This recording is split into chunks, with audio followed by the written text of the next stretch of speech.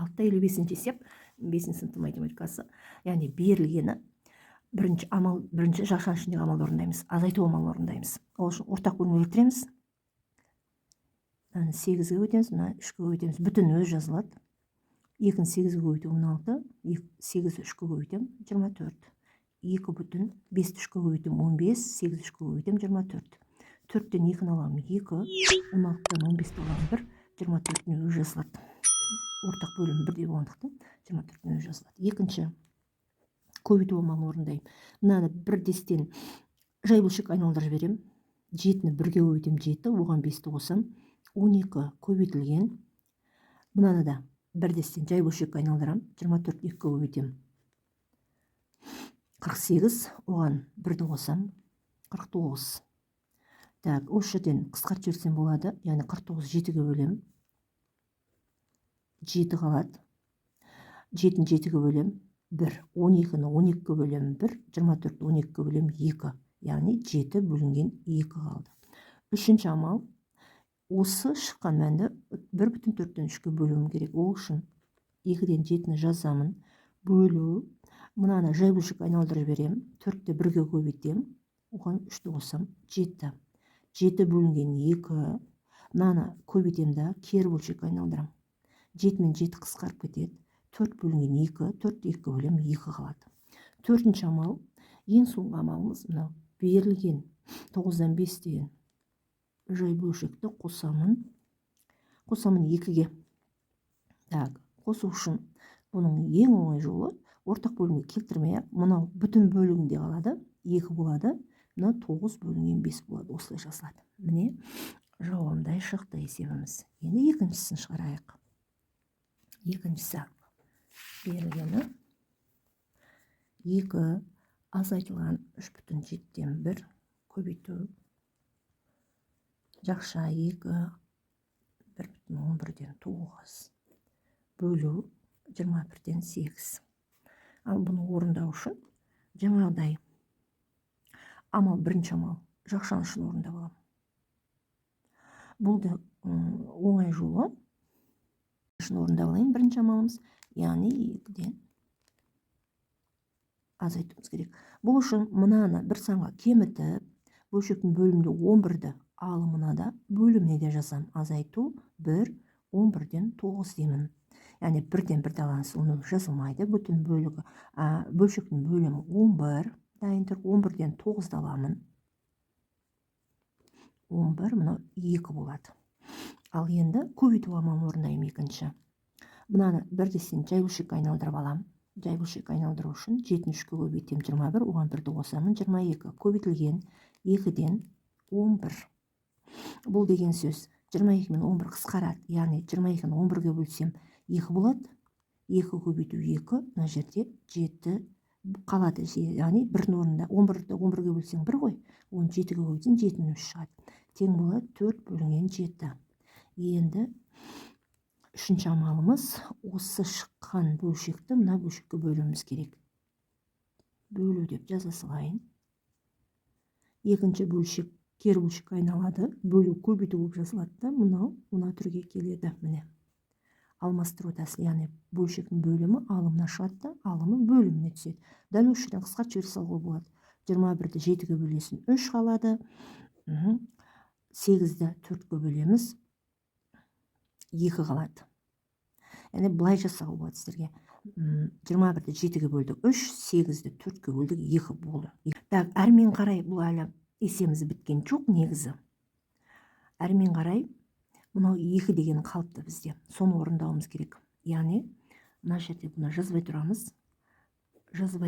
Бұны 2 дегеніміз бар.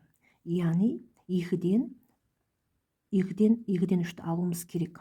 Ол үшін 4-ші амал деп жазсам болады, мына жерге жазсам да болады. Так, 4-ші амал деп жаза салайын сіздер оңай болу үшін. 2 азайту 2-ден 3. Бұнда өзінің ережесі бар. 2-ні бір санға кемітемін. Мына 2-ні алымына да бөліміне де жазамын. Тең болады.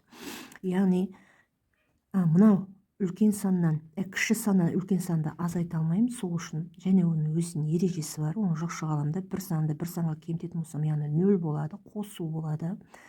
мынау 2-ні алымына да бөліміне де жазсам қосу болады. Енді мынау 2-ден 2 бар ғой, соны және жазамын. Сөйтем де өз алдына бұны орындаймыз. Азайту 2-ден 3 деп жазам. Тең болады. Мынауымыз нөл жазылмайды. 2 ортақ бөлім кеп тұр, 2-ні өз жазылады. 2 мен 2 қосылып 4 деп береді. Азайту 2-ден 3 болады. Бұдан 4-тен 3 аламын. 1 бөлшектің бөлім 2 ғой, өзі жазылады. Міне, енді сонда жауабы 2-ден 1 шығады екен. Міне, болды бұл екінші есебіміз. Ал енді үшінші есепке көшейік.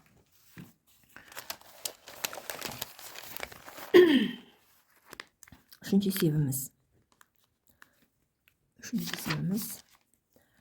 2/3-тен 1 қосылған 4/10-1. 2 15-тен 7 азайту 12-ден 5 көбейту 6-дан 5 теңдеп жазып қояйық. Бірінші амал жақшаншыны орындаймын. 2/15-тен 7 азайту 12-ден 5 дейік. Әрине бұны жаңағыдай ортақ бөлімге келтіреміз. Ортақ бөліміміз қанша? Ортақ бөлім келтіру үшін мынаны 4-ке көбейтемін, мынаны 5-ке көбейтемін. 2 бүтін өзі жазып тұрады. 7-ні 4-ке көбейтемін 28, 15-ті 4-ке көбейтемін 60. 5-ті 5-ке көбейтемін 25, 12-ні 5-ке көбейтемін 60. Бұдан 2 бүтін 60-ны өзін жазам. 28-ден 25-ті азайтам 3 болады. Так, енді бұны бірдестен жай бөлшекке айналдырып алсам да болады. 60-ны өзін жазам, 62-ке көбейтем 120, оған 3-ті қоссам 123 болады. Енді бөлу амалын және көбейту амалын бірдестен орындай салайын екінші амалға. Мынаны жай бөлшекке айналдырып жіберем. Так, 10-ды 4-ке көбейтем 40, оған 1-ді қоссам 41. Бөлу болып тұр 60, 123 болып тұр. Көбейту 6-дан 5 болып тұр. Яғни мынаны кері бөлшекке айналдырам. 60 алымнан шығады, 123 бөліне түседі. Мынау 5 бөлінген 6 болады. Әрмен қарай осы жерден қысқаратынын қысқартсақ та болады. 60 пен 6 қысқарып, мына жерде 10 қалады. Бір десем жасайықшы. 5 пен 10 қысқарып, мына бөлшектің бөлімінде 2 қалады да, 5-дің орнында 1 қалады. Яғни қысқарту дегеніз 41-ді 41-ге бөлем 1, 23-ді 41-ге бөлем 3 болады. Яғни 41-ді 41-ге бөлем 1 болады. Мына жер көбейту деймін. 123-ді 41-ге бөлем 3-тен берем. Так, бұл кетті. 60-ды 6-ға бөлем 10, 6-ны 6-ға бөлем 1 деп қояқ. 5-ті 5-ге бөлем 1, 10-ды 5-ге бөлем 2. Енді осы жерден де қысқартуға болады. 10-ды 2-ге бөле салам 5 қалады. Мына жерде 3-тің өзі қалады. Мына бәрі көбейтіліп 5 болды, мына көбейтіліп 3 болды. 3-тен 5 болды. Енді осыны алғашқы берілген 2/3-тен 1-ге қосамын 3-тен 5-ті. Яғни мынаны қосу керек. Мынаған дайын тұр. Бұл ортақ бөлімге келіп тұр. 2-ні өзі жазылады, 3-тің өзі жазылады. 5-ге 1-ді қосам 6 болады. Немесе бұны қандай түрде жай бөлшекке айналдырсақ та болады. 6-ға 6-ны қоссақ 12 болады. Мынаны 3-ке көбейтем 6, 6-ға 6-ны қосамын 12 бөлінген 3. 12-ні 3-ке бөлсем 4 болады. Міне, жауап мындай шықты. Мына жерге 4 деп жазып қойсақ та болады. Төртінші есебіміз 4/12-ден 5 азайту 1/2-ден 1 бөлу 2/6-дан 1 қосу 15-тен 8 көбейту 1/5-тен 4 деген тең болады. Так, бірінші амал болуында жақшаншыны орындап аламыз. 2/6-дан 1 қосу 15-тен 8. Жақшаншыны орындау үшін ортақ бөлім келтіреміз. Әрине 30-дан болады. Мынаған 5-тен көбейтем, мынаған 2-ден көбейтем. 2/30-дан 5 болады. Қосу 30-дан 16 болады. 2-ні алымына да бөліміне де көбейттік. 2 бүтін өз жазылады, 30 өз жазылады. Бөлшектің бөлім ортақ бөлімге келіп қалған 16-ға 5-ті қосамын 21 болады. Бұны 32-ге көтем 60, 60-ға 21-ді қосамын 81 болады. Бұны осы жерден қысқартып жіберсем де болады. Нешке? 3-ке қысқартам. 3-ке бөлу деген сөз ол. 81-ді 3-ке бөлем 9, 30-ді 3-ке бөлем 10 болады. Әрмен қарай екінші амалымыз мына санды мына санға бөлуім керек. Яғни мына сан жай бөлшек айналдырып жіберемін. Бөлу көбейту кезінде 3 болады. Бөлінген 10-нан 9 2-ден 3 жазылады. Көбейту 10 алымына 9 бөлшектің бөліміне түседі. Қысқарады, 3 пен 9 қысқарады, 3 қалады, 10-ды 2 бөлем, 5 қалады. Міне. Үшінші амал. Енді мынаны және мынаны бірдесін азайтуды орында жіберейін. 4,12-ден 5 азайтылған 3-ден 5 азайтылған 1,5-ден 4. Ал енді ортақ бөлімге келтірейік. Ортақ бөлімге келтіру үшін нештен келтіреміз? 60 болады ортақ бөлімдер. Мына 60 болу үшін көбейтемін 5-ке. Мына 60 болу үшін 20-ға көбейтемін. Мына 60 болу үшін 12-ге көбейтейін. Бүтіні өз күйінде жазылады. 25, 60 азайту, 20-ны 5-ке көбейтемін. 100, 20-ны 3-ке көбейтемін. 60 азайту, 1,48, мынауымыз 60 болды. Ал енді кіші саннан үлкен сан азайтамай, мынаның өзін бағанағыдай ретке келтіріп алам. 4-ті бір санға кемітем 3 болады. Мына 60-ымыз мына түрде жазылады. Мына арасы қосу болады. Жақша қосу, мына 25-тен 60-ты өзгенше жазып алды. Міне. Азайту 100-ден 60, азайту 1 бөлінген 60-тан 48 болсын. Тең. Мынауымыз 3 бүтін болып жазылады, 60 жазылады. 60-қа 25-ті қоссаңыздар қанша болады? Так, 85 болды. Бәрі аз болып тұр. Төртіншісін шығарайық. 4,12-ден 5 азайту 1,2-ден 1 бөлінген 2, 6-тан 1 қосылған 15-тен 8 көбейтілген 1,5-тен 4 теңдеп қоямыз. Бірінші амал жақшаны үшін орындаймыз. Так. Ортақ бөлім 30 болады. 5-тен берем, мынаған 2-ден берем. 2,30-дан 5 қосылған 30-тан 16. 2-ні өзін жазып қоям. 5-ке 16-ны қосам 21 бөлінген 30 болады. Бұның өзін қысқартуға болады. 2 бүтін жазылады. 3-ке қысқартам 7 бөлінген 10 болады. Немесе бұны жай бөлшек түрінде келтіретін болсақ 19 болады. Екінші амал 1 бүтін 2-ден 1 бөлінген 10-нан 19 болсын. Жай бөлшекке айналдырып аламын. 2-ден 3, кер бөлшекке айналдырам. 19 болады. Мынауымыз көбейтіліп 20. Мына жерде 12-ке көбейтіп 20, 20-ны 7-ке көбейтсем 27 болады мына жеріміз. 27 болады. Жай бөлшекке айналдырсақ, айналдырмасақ та болады. Сонда мына жерім 27 бөлінген 10. Мына жер 27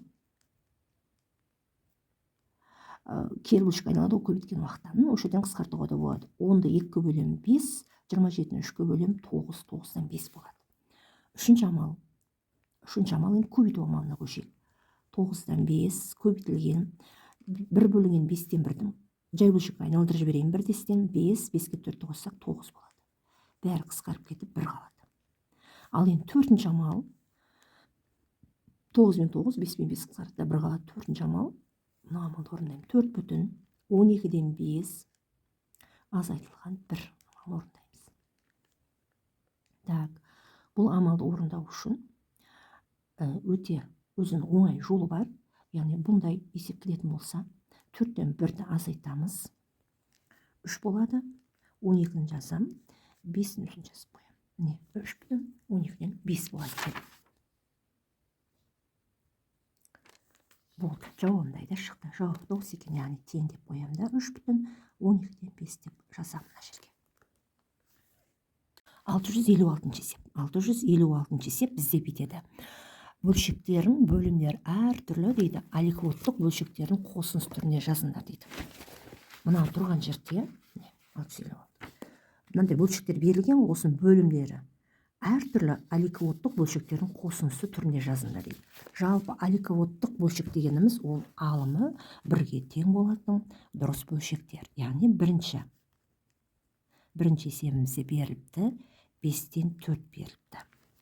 Так, бұны жасау үшін жаңағыдай бөлшектің бөлімдері әртүрлі болатын аликвот бөлшек келтір дейді. Яғни бөлшектің аликвот деген сөз бөлшектің алымы бірге тең да бөлшектің бөлімдері әртүрлі болу керек. Бұны бірде болу үшін, яғни бұны көбейтемін мен нешке 2 көбейтейін. Алымды бөлімде 8 бөлінген 10 болсын. Бұны мына түрге келтіруге болады. Так, 2 бөлінген 10 қосылған 6 бөлінген 10 деп те келтіруімізге болады. Яғни жазайық. 2 бөлінген 10 қосылған 6 бөлінген 10 деп жазып алам.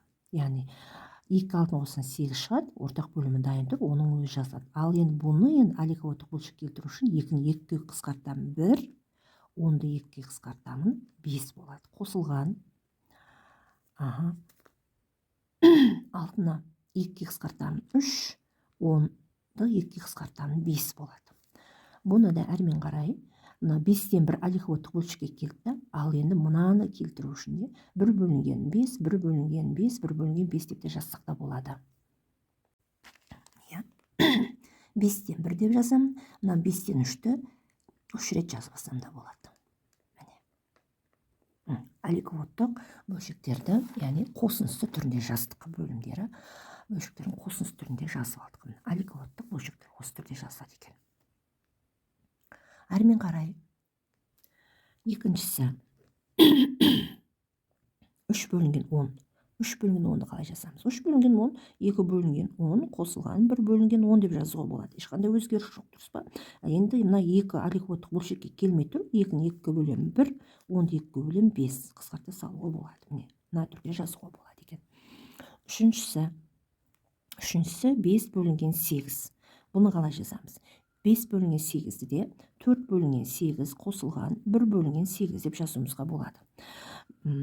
Тең болады. 4-ті 4-ге бөлем 1, 8-ді 4-ге бөлем 2 қосылған 8-ден 1. Міне, бөлшектің алымы бәрі бірге келіп тұрса, бөлшектің бөлімі әртүрлі, яғни осы аликвоттық бөлшекке келді деген сөз. Төртіншісі 3 бөлінген 7.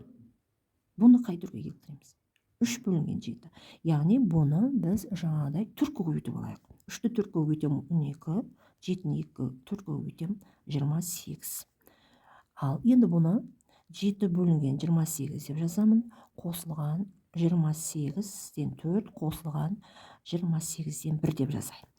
7-ге 8 қосамыз. 7-ге 1-ді қосам 8, 8 4-ге қосам 12. Ешқандай өзгеріс жоқ. Ал енді осыны аликвоттық бөлшекке біреуі келіп тұр, яғни 1 бөлінген 28, ал мыналарды келтіру үшін 7-ні 7-ге бөлем 1, 28-ді 7-ге бөлем 4. Қосылған 4-ті 4-ге бөлем 1, 28-ді 4-ге бөлем 7. Міне, аликвоттық бөлшекке келді.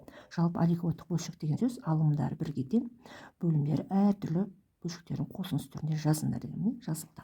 Енді 5-шісі ең соңғысы 6 бөлінген 11 дейді. Яғни бұны қалай келтіреміз? Бұны да нешке көбейтейік? Бұны 2-ге көбейтеміз. 6-ны 2-ге көбейтем 12, 11-ді 2-ге көбейтем 22. Ал бұны мына түрде жазып аламыз. 1 бөлінген 22 қосылған нештейік? 11 бөлінген 22 дейік. Мынауымыз келді аликвоттық бөлшек, ал мынаны келтіру үшін 11-ді 11-ге бөлем. Бірінші мынаны өзіне жазып алайын. 11-ді 11-ге бөлем 1, 22-ні 11-ге бөлем 2. Міне, есеп шықты.